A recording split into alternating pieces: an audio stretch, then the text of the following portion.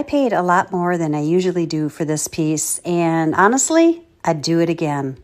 This beautiful mid-century modern chest of drawers by Link Taylor is one of those vintage finds where you just know you're looking at a quality piece the second you see it. I picked it up for $150, which is a little higher than my typical budget, but the lines, worth it. The proportions, worth it. The overall craftsmanship, definitely worth it. Structurally, it was in great shape, but the finish was staging a slow and dramatic exit. So I gave everything a good wipe down, nothing glamorous, just removing years of life from the surface and drawers.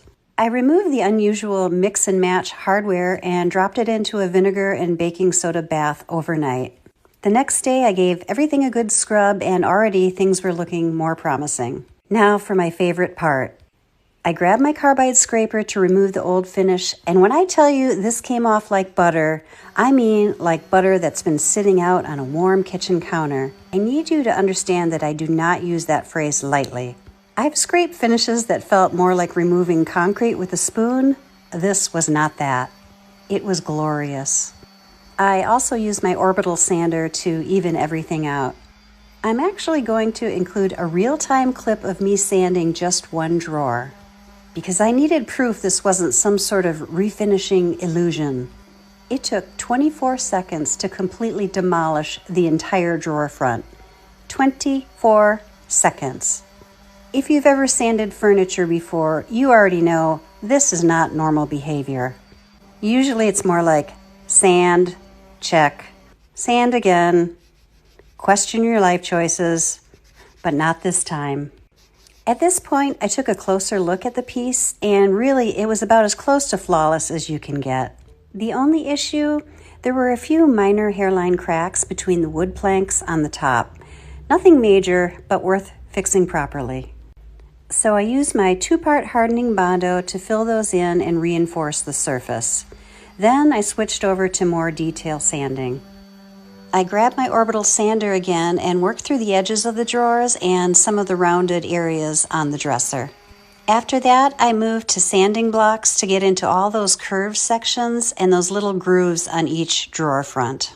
And once again, the finish just melted away. Almost done for the day. I noticed one of the drawer glides had a crack along the side, so I added some wood glue, clamped it down, and let it set. And for my final step, I gave the entire piece a thorough wipe down, getting rid of all the dust and prepping it for the next stage. Because tomorrow, we bring this thing back to life. If you saw part 1, you already know this piece was cooperating in a way that furniture rarely does. Quick recap. This is a mid-century modern chest by Link Taylor, a brand known for solid craftsmanship and a clean, understated design that really defined the American take on mid-century style. These pieces weren't flashy. They relied on proportions, materials, and just really good construction, which, as it turns out, makes them incredibly satisfying to refinish decades later. Now for the transformation. I started with a pre-stain wood conditioner, really saturating the entire piece to help the stain absorb more evenly.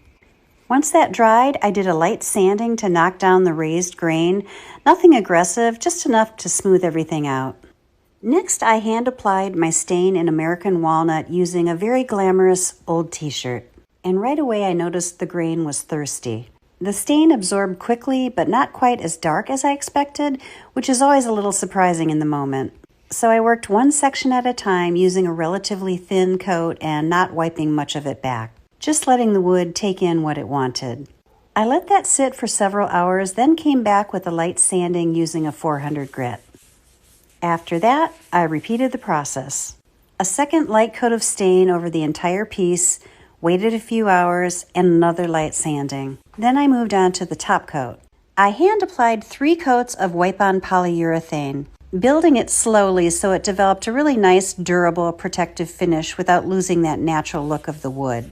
And here's how it turned out. This piece was not only a joy to refinish, but the final result was just stunning. The wood developed this beautiful variegated warmth that was actually a bit richer than the original finish, and surprised me in the best way. I listed it for $450, and within 3 hours, someone was on their way to pick it up. This ended up being one of the most rewarding finishing projects I've ever done. It's the kind of piece that reminds you why you start picking up these vintage finds in the first place. My name is Meg, and I show you practical tips for refinishing and flipping furniture. Be sure to hit the follow button for more.